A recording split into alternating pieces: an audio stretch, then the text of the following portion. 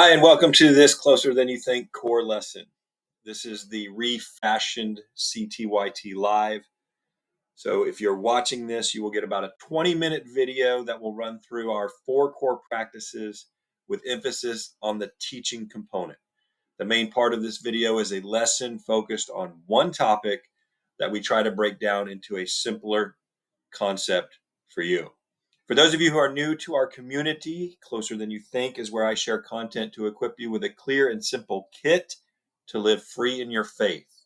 And what I mean by kit is K, knowledge, I, inspiration, and T, tools that I believe will help you embrace healthy spirituality and relationships. I hope to help people recalibrate their understanding of what it means to follow Jesus in order to avoid some pitfalls of what I call bad Christianity. For this video, for the videos in this series, we will follow an outline that corresponds with what I hold up as the 4 core practices of the Christian faith: pray, go, baptize, and teach. The purpose of including all 4 core practices is to model for you how you can hold gatherings on your own in a similar fashion. However, we will go through them in a different order, which is how you can progress through them if you are with others. We will start with the teach, which is the bulk of our time together. This is a mini lesson where I or another guest will teach on a topic. And that is where we're going to jump right into right now. So the title of today's lesson is "The Bible is not the Word of God, but it sure is something." The Bible is a remarkable historical achievement of amazing inspirational texts consisting of all different kinds of genres and put together over a long period of time. It is really nothing short of miraculous when you think of the processes that occurred for so long to produce the scriptures that we still have today in many languages. But I start with this seemingly irreverent, outlandish claim that may upset some Christians, that the Bible is not the Word of God. This quote sums up what I believe and what I believe the thrust of Christianity is trying to get us to understand. It is all about Jesus, the Christ. All truth is revealed to us through this person we call Jesus in our language and time. He is the living Word of God. Jesus is how God speaks directly to us. He is the perfect representation of God in the form of a human being, showing us how to walk and talk and serve. The Bible itself is in itself really not divine. It is a compilation of texts that require translation, interpretation, study, reflection. It is beautiful and helpful and powerful because it shows us insights into how God relates to people. It also reveals much about how we relate to ourselves and to others. We see a lot of that in the Bible as well. There are profound moral teachings and life lessons throughout the Bible. So do I think it's worth reading, studying, and knowing? Absolutely. It is amazing. It's why I do all of this. But at the end of the day, a person can get along in life without the Bible. But all of us still need Jesus, the Spirit of God and Christ, to realize our full potential, our full purpose, our worth, and our design. It is Jesus who is the Word of God. Interestingly enough, I say this with a lot of confidence because of the Bible and what it teaches. So, in today's lesson, we're going to look at a very brief overview, and in this in no way will do it justice, and I don't even pretend that it does. A brief overview of how the Hebrew Bible, what Christians call the Old Testament, formed.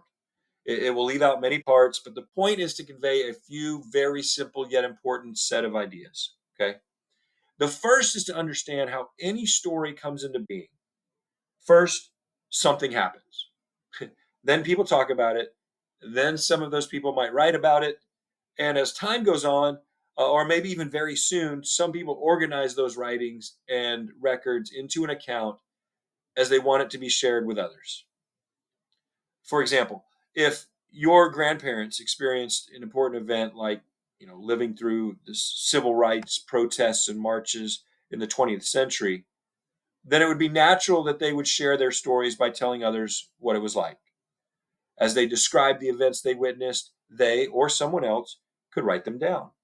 And then they could read and debate the accuracy of the accounts, the order of the events, the most important things to remember, and even begin to adjust how the story is told to present themselves in a certain way.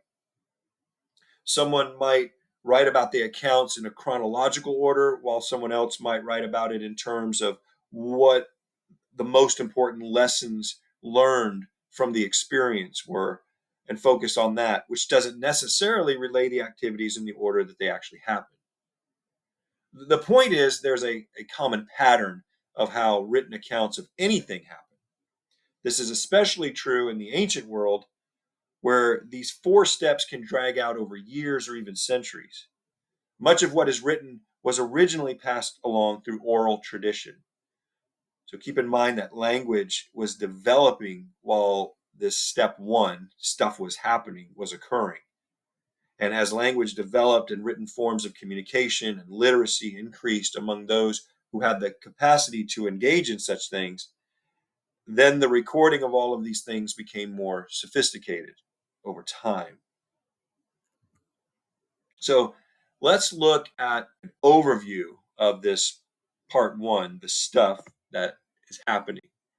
All right, I'm going to simplify it superficially, overview with these 4 categories, if you will, or phases. So first we have creation. Now, whether you believe in a literal young earth creation process or a figurative Genesis account or an evolutionary development over the ages, the fact we can all agree on is we're here. Something happened, and somehow things and living organisms came into being. All right. Then we're going to talk about this section I'm going to call the Exodus. So what happens is people start interacting with each other on small scales and then much larger societal scales. At some point, a particular group of people moved from one area to another. Now, the Bible's version of what happened is an exodus, a journey of a specific group of Hebrew people who were enslaved in one place, Egypt, and made a trek to another place, Canaan. Again, the story could be literal and historical, or it could be metaphorical, or a combination of both. Now, the third section I want to look at is what I'm going to call kingdoms. Regardless of whether you believe it's historical to every detail or it's analogy, allegory, metaphor, combination mixed in there, we know that groups, nations started to form their identities. Some of them had their own kings. The Bible tells the story of the Hebrews who form a national identity as Israel.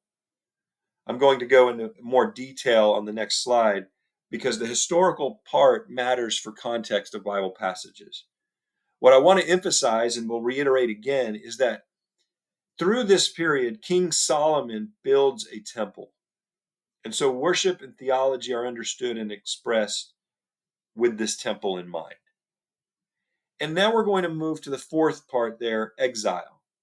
So over time, these kingdoms eventually go to war and conquer one another, significantly affecting the history of the people involved. So during this time, the temple is destroyed as the Israelites are taken away from their home in and near Jerusalem. Eventually, a small remnant of them are allowed to return, at which point they rebuild the temple, initiating what scholars and historians refer to as the Second Temple period. So let's break that down a little more and give a rough timeline to go with it.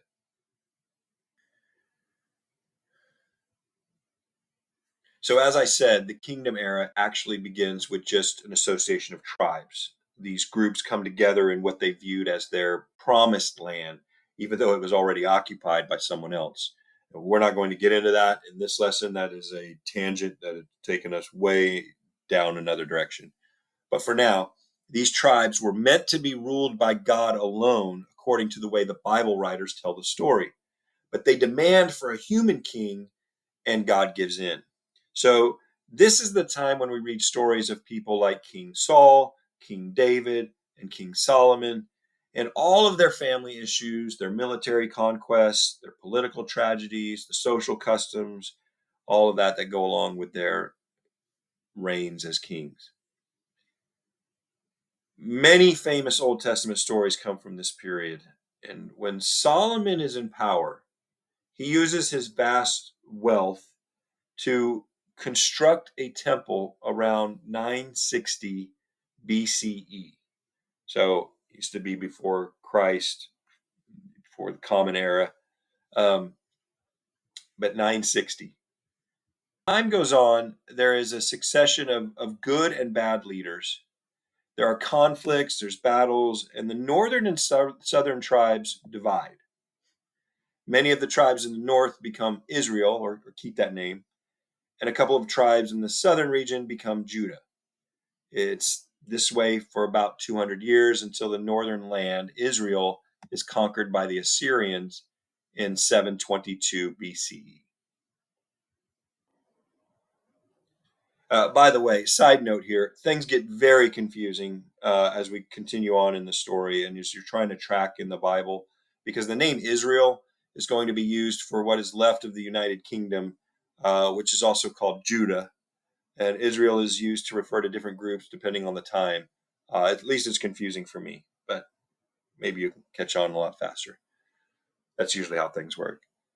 So here's the deal. Judah makes a pretty good run and lasts about 150 years longer than Israel before it's conquered by the Babylonians. And this is where an important shift takes place.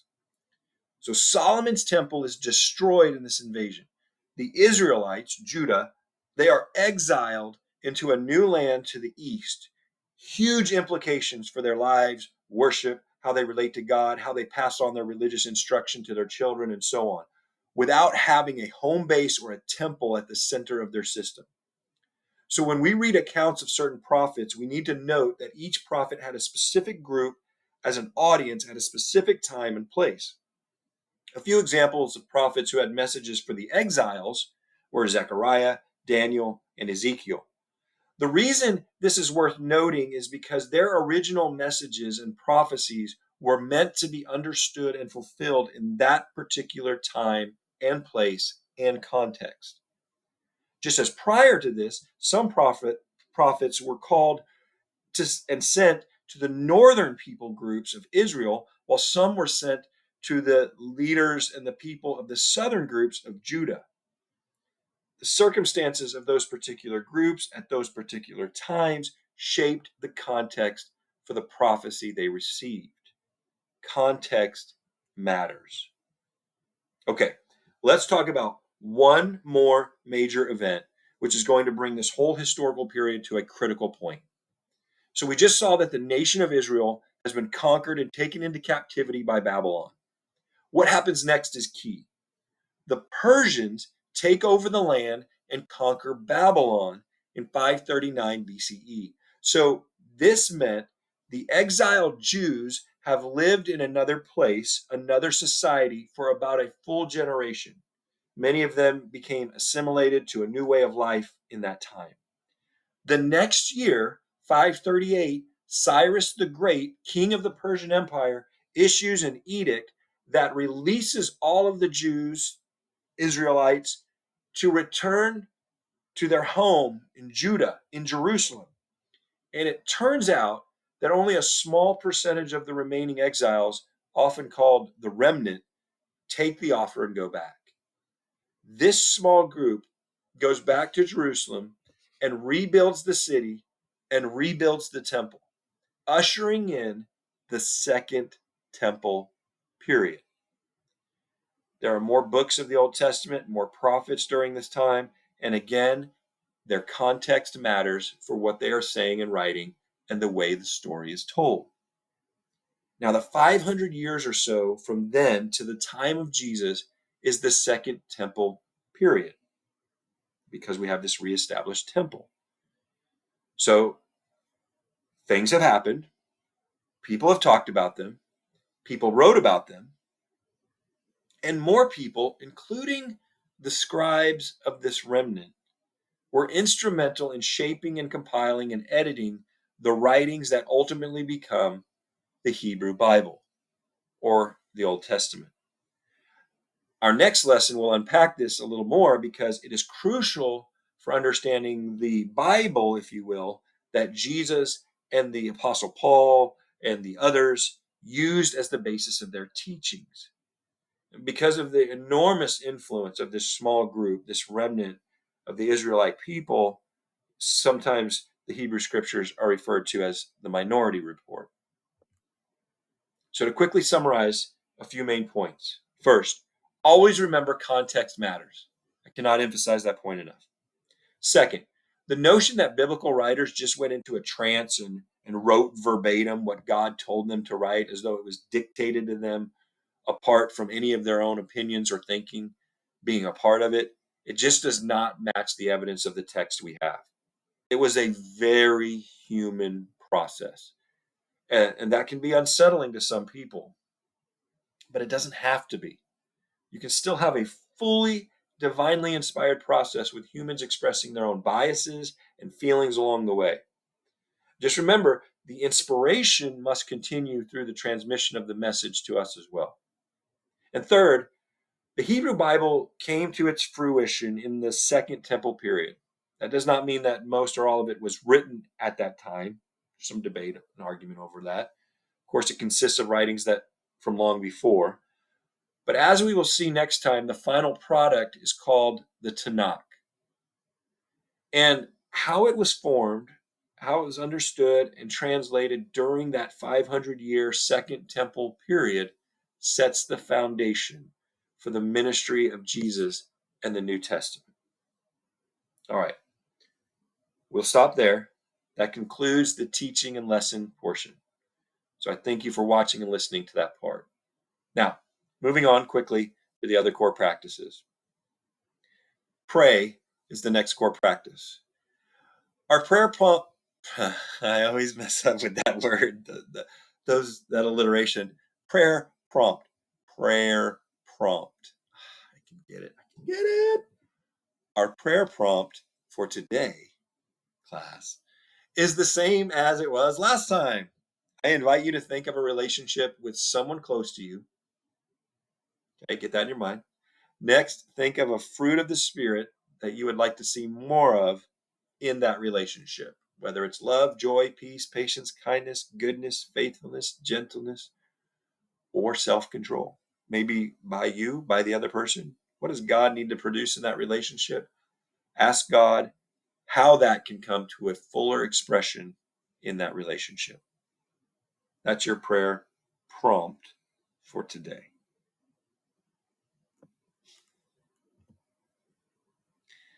The next of the four core practices is baptize. Now, this is probably the strangest one for people to think of as a core practice of a faith community, but it comes from the reality of the New Testament, in which they did not use the sinner's prayers or altar calls or things like that.